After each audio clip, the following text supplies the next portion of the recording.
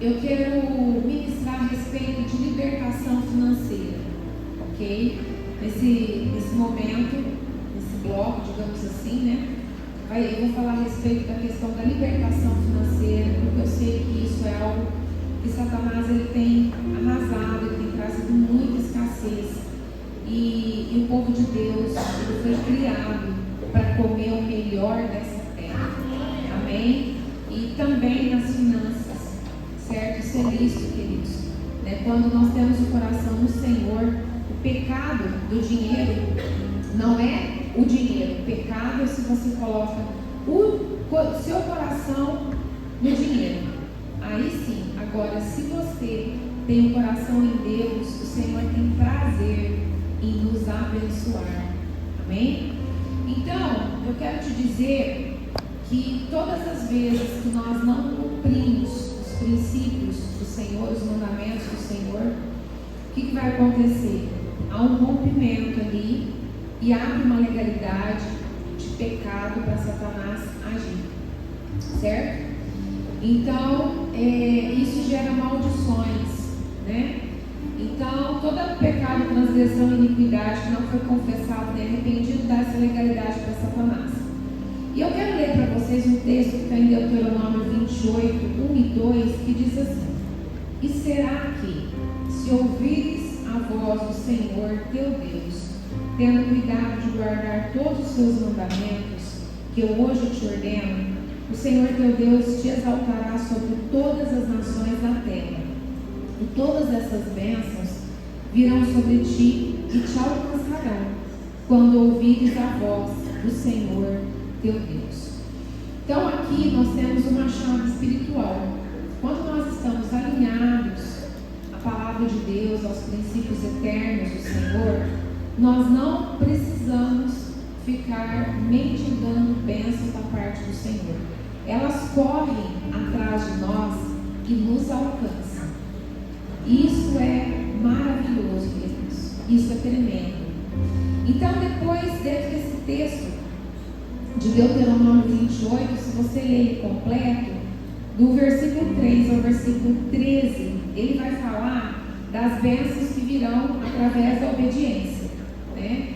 E o interessante é que desses 11 versículos que falam sobre as bênçãos, 6 deles estão diretamente à bênção financeira. Amém? E eu quero ler também Deuteronômio 28, 15, que diz assim: Será, porém, que se não deres ouvidos à voz do Senhor teu Deus, para não cuidares em cumprir todos os seus mandamentos e os seus estatutos que hoje te ordeno, então virão sobre ti todas essas maldições e te alcançarão. Então, da mesma forma, quando existe rebeldia, né, que é a não obediência, as maldições também vão alcançar. Aí é que está o grande problema. Só que olha que interessante, né? Nesse texto, eu até vou ler para vocês agora algumas coisas que falam, né, por parte dessa parte das maldições.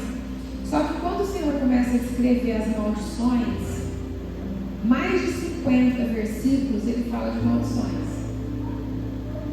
Então, queridos, por isso que a gente precisa obedecer ao Senhor. Então, em Deuteronômio 28, de 66 a 68, diz assim: Vocês viverão em constante incerteza, cheios de terror, dia e noite, sem nenhuma segurança na vida. De manhã dirão: quem me dera fosse noite, e de noite: ah, quem me dera fosse dia, por causa do terror que lhes encherá o coração e por aquilo que os seus olhos verão. O Senhor os enviará de volta ao Egito, ou em navios, ou pelo caminho que eu lhes disse que nunca mais poderiam percorrer. Lá vocês serão postos à venda como escravos e escravas, mas ninguém os comprará. Queridos, esse texto ele tem uma profundidade tão grande, que literalmente, como eu atendo muita gente, né, as pessoas me procuram para pedir socorro, eu vejo claramente isso. Na verdade, as pessoas voltando para um lugar de escravidão. nós somos livres já. Esse tempo já passou.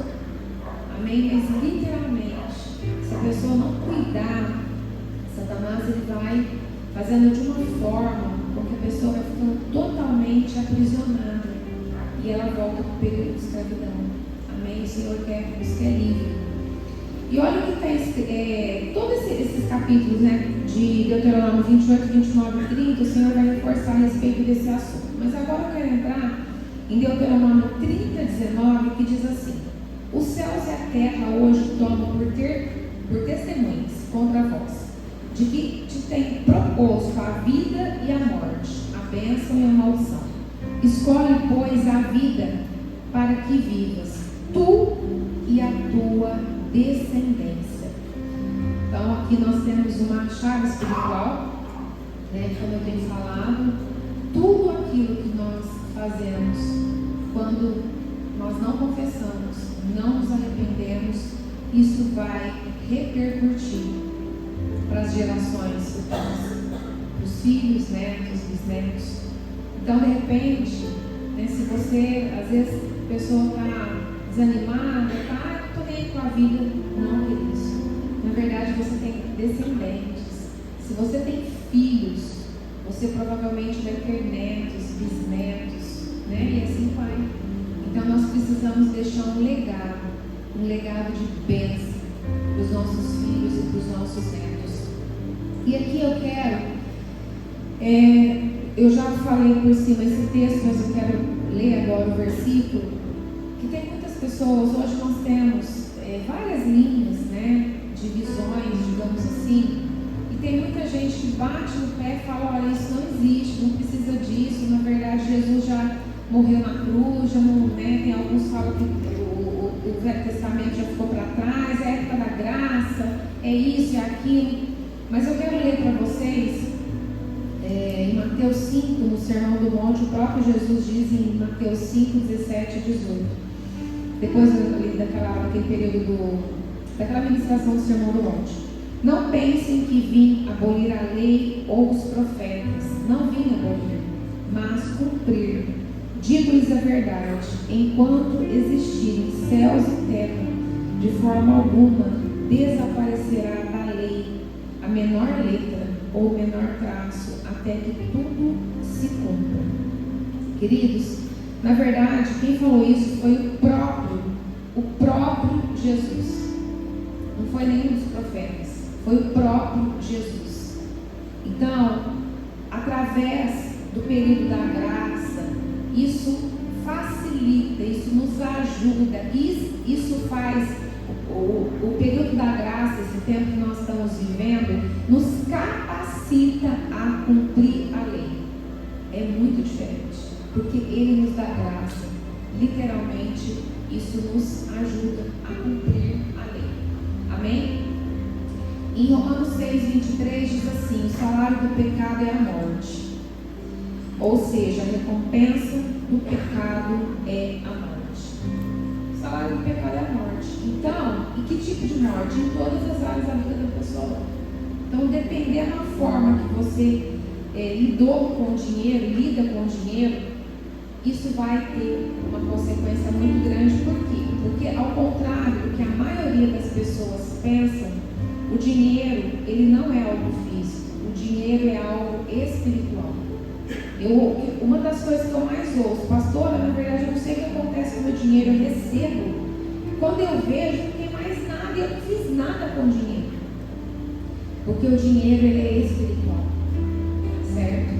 Então, isso é uma chave também para que nós venhamos compreender o que vai ser falado aqui agora. E eu quero falar um pouquinho agora de altar.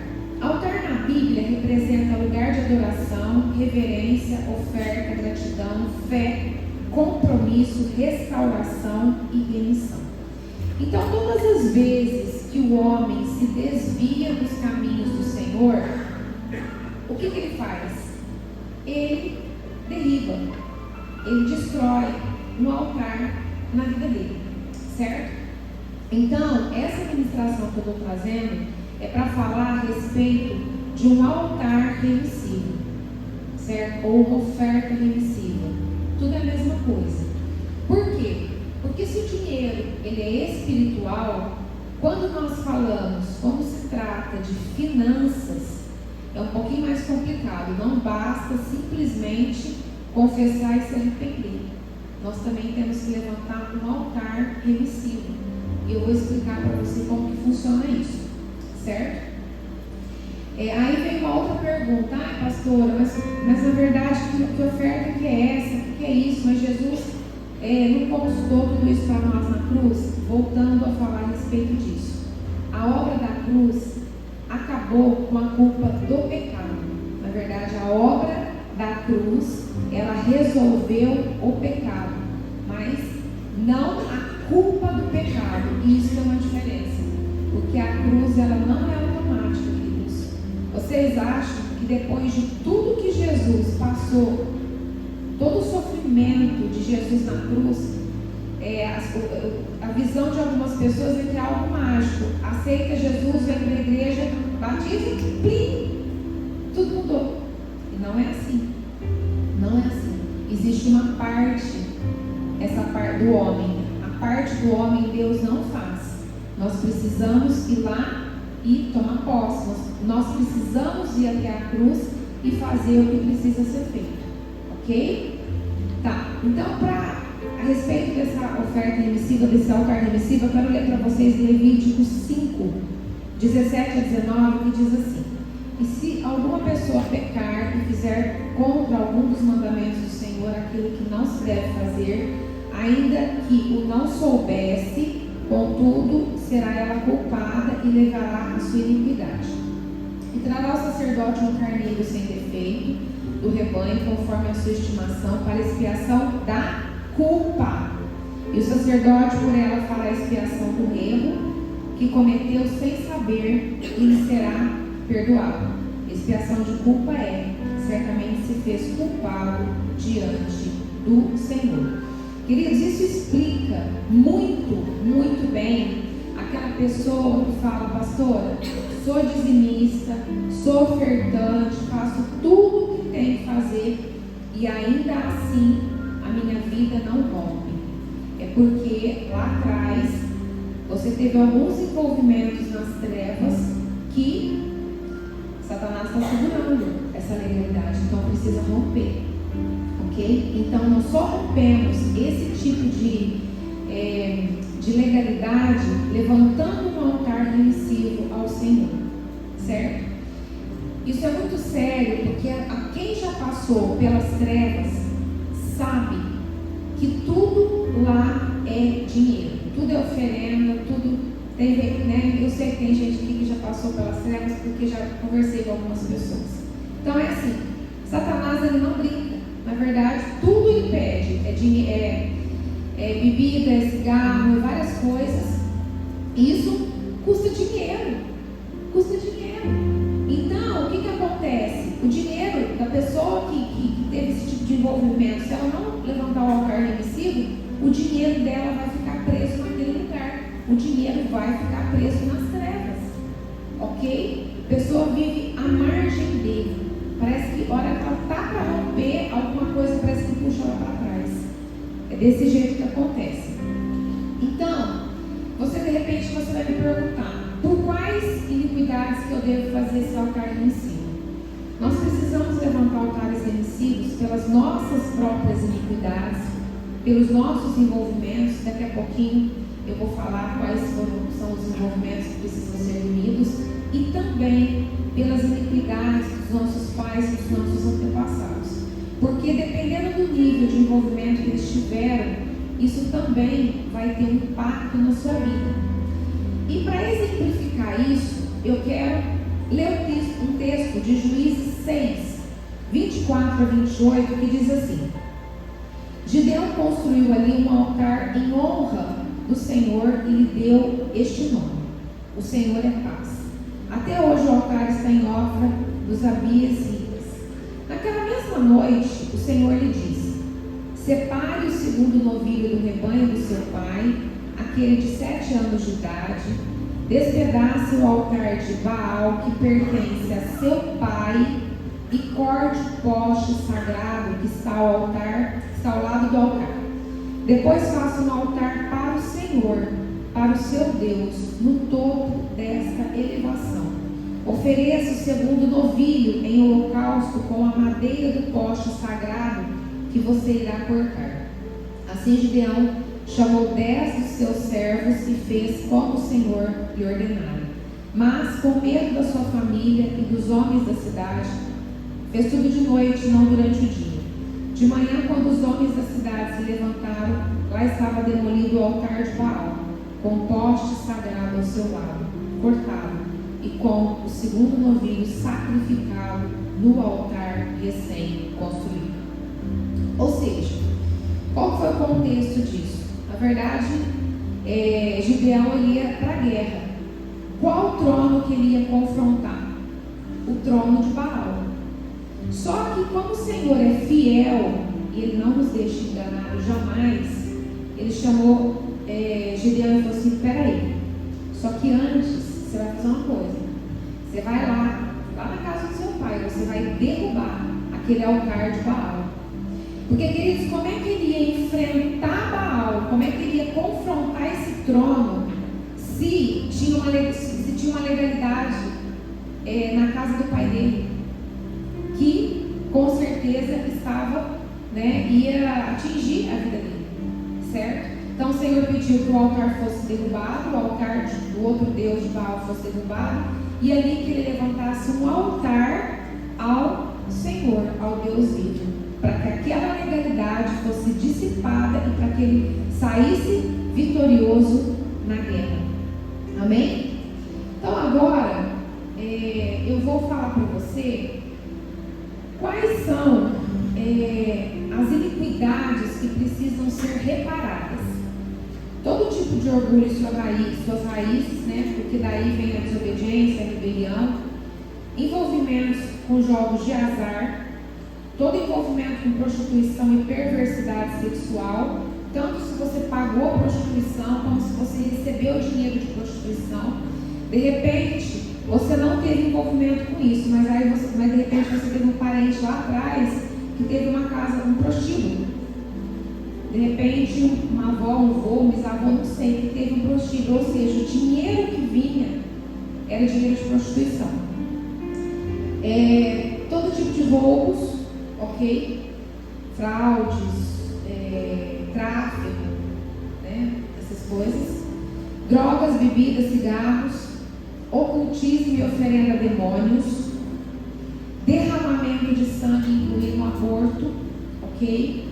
O aborto provocado. E tem algumas pessoas que falam: pastor, eu nunca provoquei o aborto, mas eu tive aborto espontâneo, ou, né, enfim, a minha avó teve muitos abortos espontâneos. Isso indica, o aborto espontâneo, ele é uma consequência espiritual de derramamento de sangue, tá? Ou de abortos provocados, ou outro tipo de derramamento de sangue, ok? O que mais? Adultério, ok? Adultério é uma das coisas que traz muita prisão na vida financeira. Idolatria, todo tipo de idolatria e práticas de nova era, ok? Essas são as principais iniquidades que tem que levantar altares remissivos. Agora, eu vou te explicar na prática para quem fazer levantar esse altar remissivo. Eu quero te dizer que tudo no mundo espiritual, ele tem que subir com identidade. O que é isso? Não é à toa que quando você entrega o seu dízimo e a sua oferta no gasofilácio ou na salva da igreja, a pessoa que está ministrando ali, ela vai apresentar isso ao Senhor, ok? Essa oferta ou esse altar remissivo, ele também precisa ser apresentado para o Senhor de forma correta, tá? Não é uma oferta comum. Então, esse tipo de oferta você não vai colocar no gasofilácio da igreja, nem na salva, porque ele está conectado a um arrependimento, a uma conexão específica daquilo, certo? Então, de acordo com aquele texto em Levítico que eu li, ele precisa ser o sacerdote, né? Que hoje são os pastores, os ministros, a pessoa que vai orar e vai desligar isso do mundo espiritual, certo? Para essa pessoa que você vai fazer, você levanta esse altar invisível, certo? E como fazer? Na verdade, o Senhor, Ele vai te dar, é impressionante como o Senhor, Ele fala o valor que você tem que fazer dessa oferta, tanto para os seus pais e para os seus antepassados, como pelas suas próprias iniquidades. Eu falo isso porque Deus é muito misericordioso, porque tem gente que gastou tanto dinheiro com trevas que seria, se essa pessoa fosse fazer essa conexão de 1 para 1, às vezes ela teria que vender até bens para fazer isso, mas o Senhor é misericordioso. Então o Senhor, Ele coloca o valor no coração da pessoa, exatamente levando em conta a situação que ela está hoje. Ok? Então esse valor você precisa buscar no Senhor, né? Para o Senhor falar para você exatamente quanto que você tem que fazer de oferta invisível. Você ora e Deus vai falar.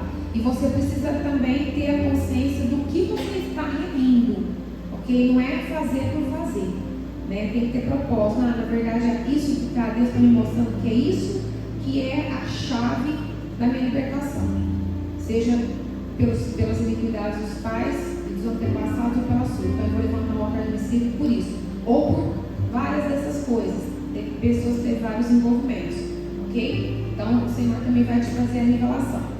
E agora eu quero falar para você os benefícios dessa oferta de remissão. Primeiro, elas abrem portas que estavam fechadas.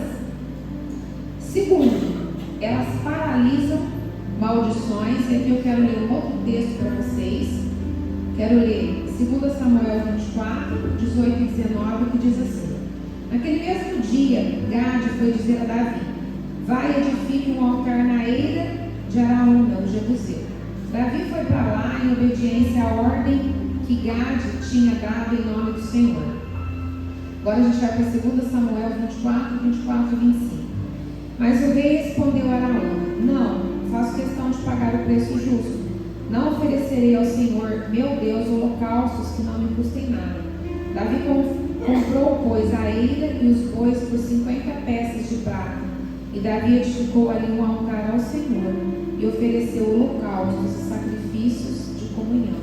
Então o Senhor aceitou as súplicas em favor da terra e a praga parou de destruir Israel. Esses textos que eu estou lendo diz respeito àquele contexto que, na verdade, Davi fez algo que não era para fazer. Davi levantou um censo em Israel que não era para ser feito, e aí Deus deu a opção, né, dele escolher 3 maldições. Ele escolheu uma delas. E aí então, nesse momento, o que ele fez? Ele levantou um altar ao Senhor, certo? Assim que ele levantou esse altar ao Senhor, a própria palavra de Deus fala que a praga parou de destruir Israel, ok? Mais benefícios: cessa as dificuldades financeiras, os ciclos de perda, as enfermidades e tudo que estava sendo comprometido pela consequência da culpa pelo pecado. Mais um benefício: retira as finanças do império das trevas e traz para o reino da luz. Mais um benefício: remove a vida da morte, onde o pecado e a iniquidade provocaram morte. A oferta pela remissão vai trazer vida. Queridos, isso é um dos maiores testemunhos que eu tenho no meu ministério. Na verdade, não sei se tem alguém aqui que está em algum dos meus grupos, mas todas as pessoas que me enviam testemunhos eu posto, e é impressionante aquilo que Deus faz. Causa da justiça que estava parada, na verdade, Deus faz um mover e traz a sentença positiva, né? Aquilo que a pessoa estava sendo injustiçada. Portas que estavam totalmente fechadas, pessoas que na verdade não conseguiam emprego. Enfim, é impressionante o que Deus faz através desse altar remissível.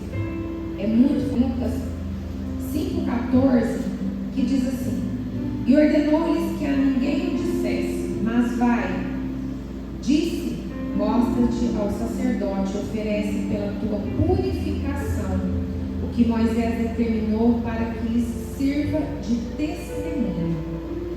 Na verdade, esse texto é aquele texto quando Jesus cura aquele leproso, né? É Jesus cura o leproso.